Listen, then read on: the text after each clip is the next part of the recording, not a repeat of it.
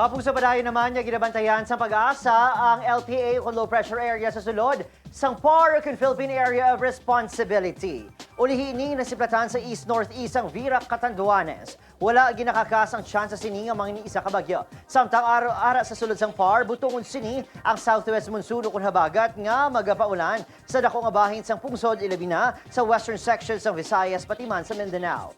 Localized thunderstorms naman ang magapaulan sa ibang pangabahin sang pungsod. Manginalerto sa gihapon makapuso ilabi na sa aton makapuso sa isla sa isa sang Panay kag Negros bangod base sa datos sa Metro Weather may eksperyensya ng pag-ulan sa nasambit nga mga lugar. May mabaskog man nga ulan ang posible magdulot sang pagbaha o kon landslide. Ginalauman man ang pag-ulan-ulan sa ibang pangabahin sang pungsod.